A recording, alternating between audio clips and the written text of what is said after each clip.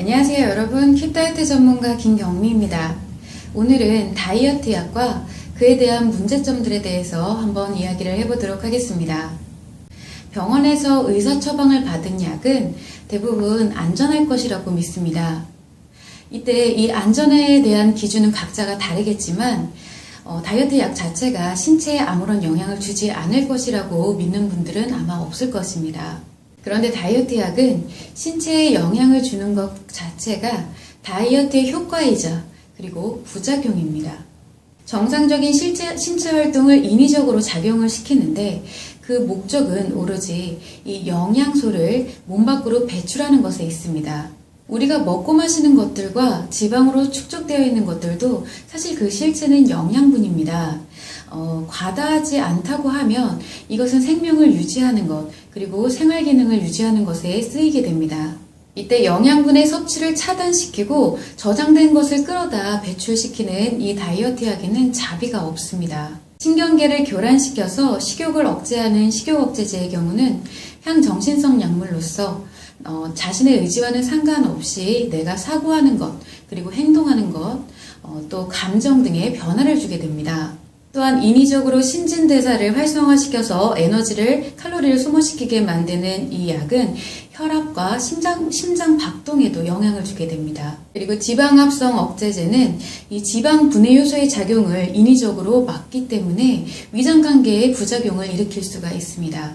자, 이런 것들이 종합적으로 작용해서 나타나는 부작용으로는 내가 자각을 할 수 있는 것만으로도 불면증, 그리고 우울증, 신경과민, 위장관계 질환, 식은땀, 떨림, 구토, 어지럼증, 기타 이런 것들이 있고, 자각이 되지 않는 부분에서도 심혈관계 질환이라든지 각종 면역력 저하, 간 기능 저하 등이 이루 말할 수 없는 많은 부작용들이 일어나게 되어 있습니다.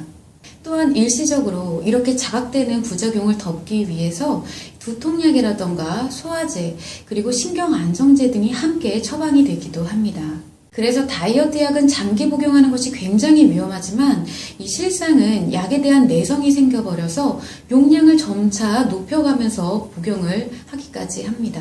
그래서 다이어트 약을 먹어본 사람이라면 누구나 약의 부담을 느끼게 되지만 이 오로지 단기적인 효과와 그리고 편리성을 위해서 차마 다이어트 약을 외면하지 못하게 됩니다.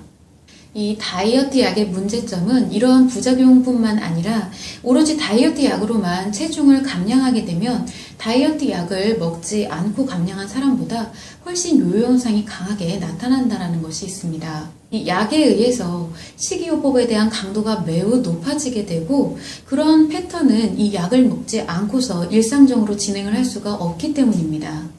그래서 이 원래대로 일상으로 돌아왔을 때는 그 패턴을 유지할 수가 없기 때문에 요요 현상이 반드시 올 수밖에 없습니다. 또한 다이어트 약에 의해서 인위적으로 신체 활동이 일어나게 되는 경우에는 이 본래 신체 기능이 굉장히 저하가 되기 때문에 원 상태로 돌아왔을 때는 전보다 더 대사에 대한 작용이 미흡해지게 됩니다. 이 다이어트 약은 내가 노력을 한 것에 비해서 훨씬 드라마틱한 결과를 가져다 줍니다. 그러나 이 노력해서 얻은 게 아닌 것은 쉽게 사라지게 되고, 그에 대한 부작용으로 신체와 심리가 무너지게 됩니다.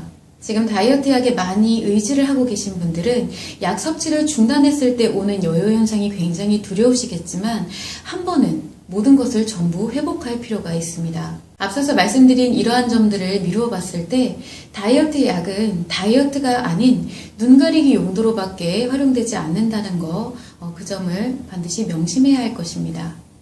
자, 이것으로 오늘 주제에 대한 이야기를 모두 마치겠는데요. 말씀드린 부분에 대한 추가적인 정보나 자료가 필요하시다라고 하면 한국심리교육원 카페라던가 아니면 kit다이어트 홈페이지를 통해서 좀 더 구체적으로 확인하실 수 있습니다. 자, 들어주셔서 감사합니다.